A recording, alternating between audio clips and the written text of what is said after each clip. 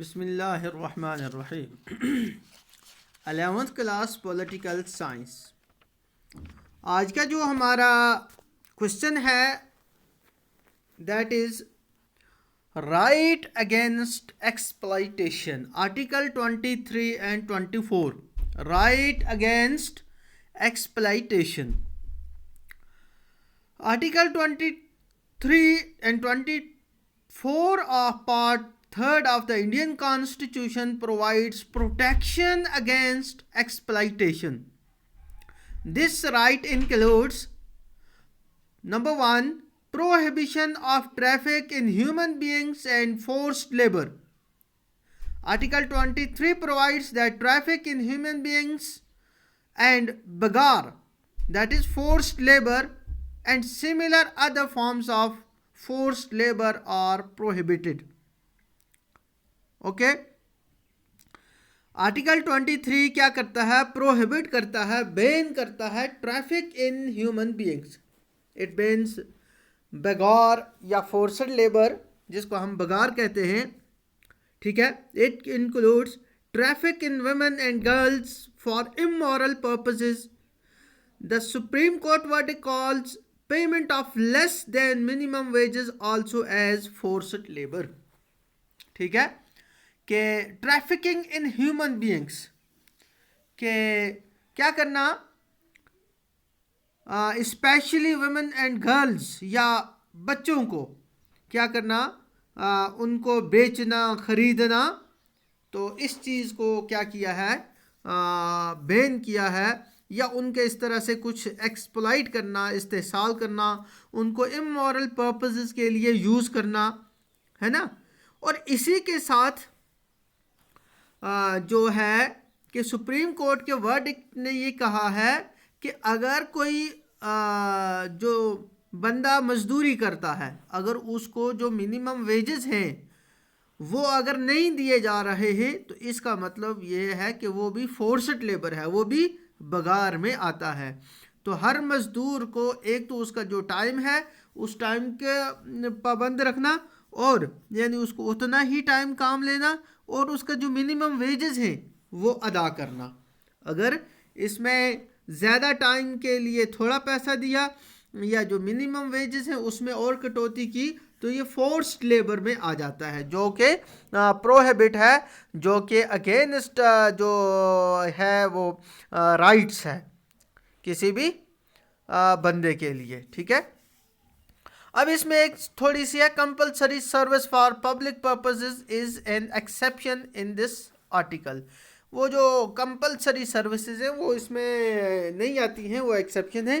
खैर उसको आप छोड़ेंगे। तो ये आर्टिकल 23 था। Article 24, article 24 prohibition of employment of children. Article 24 prohibits employment of children below the age of 14 in any factory, mine और अदर हैजार्डस एम्प्लॉयमेंट। ठीक है, कि no child below the age of 14 years shall be employed to work in hazardous employment like factory, mine, है ना, या इस तरह की और किसी काम में उनको नहीं लगाया जा सकता है। बल्कि अब तो उनको बाकी भी सर्विसेज के लिए बैन किया गया है बिलो द एज ऑफ 14। और क्योंकि अंडर आर्टिकल 21A जो हमने कल पढ़ा था उसमें ये बताया गया है 21A में कि compulsory free and compulsory education, और इसी तरह से जो फंडामेंटल ड्यूटीज़ में ड्यूटी नंबर जो लास्ट पॉइंट नंबर 11 है उसमें ये बताया गया है कि जो भी किसी का कोई पेरेंट है या गार्डियन है ना, वाली वारिस जो होता है, पेरेंट या गार्डियन की ये ड्यूटी है, फंडामेंटल ड्यूटी है कि वो अपने बच्चे को या वार्ड को, यानी जो उसकी निगरानी में है, तो उसको क्या करे, फ्री और compulsory education up to the age of 14 वो उसको मुहैया कराए, तो उसको अब किसी भी तरह की एम्प्लॉयमेंट में नहीं लगाया जा सकता है। पहले तो ये था हैजार्डस एम्प्लॉयमेंट, जैसे फैक्ट्रियों में काम करना, माइनों में, माइंस यानी जिसको हम काने कहते हैं, उनमें काम करना, तो ये उनकी सेहत के लिए ख़राब था। लेकिन अब तो किसी तरह की भी एम्प्लॉयमेंट है, इवन फॉर होम सर्विसेज, है ना, घरेलू कामकाज के लिए भी उनको up to the age of 14 नहीं लगाया जा सकता है। अच्छा, दूसरा अब है next, right to freedom of religion. Right to freedom of religion, ये right to freedom of religion जो है ये है आर्टिकल 25, 26, 27 और 28। The right to freedom of religion is guaranteed from Article 25 to 28 of Indian Constitution to all persons residing in India. This includes freedom of conscience and the freedom to profess, practice and propagate any religion, Article 25. Freedom to manage religious affairs, Article 26. Freedom from paying taxes for promotion of any particular religion, Article 27. And freedom to attend religious functions, article 28, है ना। अच्छा, article 25 क्या कहता है? Freedom of conscience and right to profess, practice and propagate any religion of your choice. किसी भी बंदे की जो चॉइस है वो अपनी ही चॉइस के मुताबिक किसी भी मज़हब को इख्तियार कर सकता है, उसकी प्रैक्टिस कर सकता है, यानी इबादतें वगैरह करना, उसको अमल करना उस पर, और उसको प्रोपगेट करना, उसको क्या करना, आगे पहुंचाना दूसरों तक। ठीक है, ये आर्टिकल 25 है। अच्छा, 26 क्या है? Right to establish and maintain institutions for religious and charitable purposes, manage religious affairs, जिसको हम कहते हैं टू मैनेज रिलीजियस अफेयर्स। कोई बंदा कोई मजहबी अपना मदरसा बनाए, चर्च बनाए, गुरुद्वारा बनाए, कोई स्कूल बनाए, मजहबी क्या करे, चंदा करे, चंदा दे, ये उसी में आ जाता है। ठीक है। 27 tax, no tax for religion, no tax shall be levied on the proceeds which are meant for maintenance of any particular religion.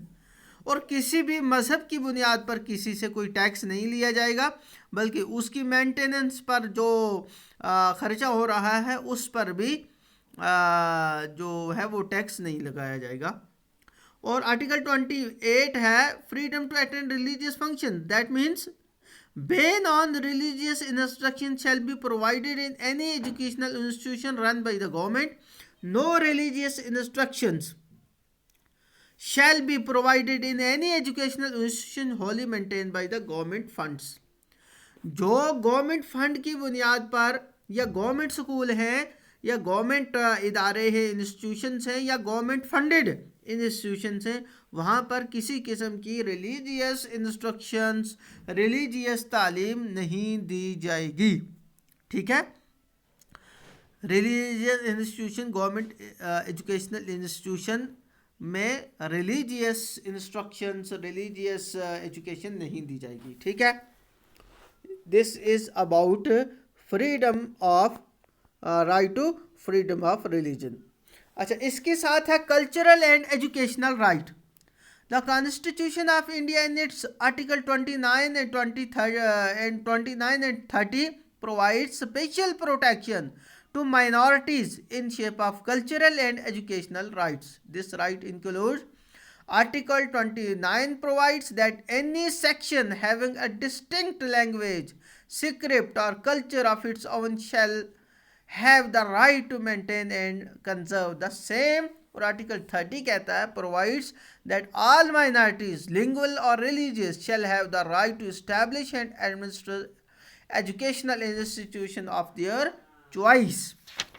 आगे समझ कि आर्टिकल 29 में ये कहा जाता है कि किसी भी जो माइनॉरिटी है, खासकर जो लिंगुअल माइनॉरिटी है, जिसकी अपनी डिस्टिंक्ट लैंग्वेज है, स्क्रिप्ट है, कल्चर है, कि उनको क्या किया जाएगा, उनको उसको कंजर्व करने के लिए, उसको प्रोटेक्ट करने के लिए, उनको मेंटेन करने के लिए उनको पूरा अपना राइट है, ताकि उनका अपना कल्चर, अपनी लैंग्वेज, अपना स्क्रिप्ट क्या रहे, प्रिजर्व और कंजर्व रहे, और वो उसको आगे इनरिच कर सके।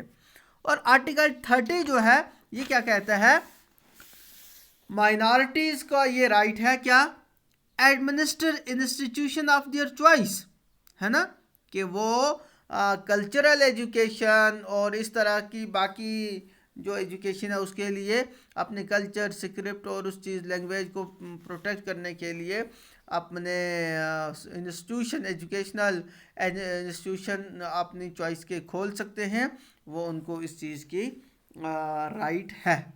ठीक है ना, इस चीज़ का वो राइट है।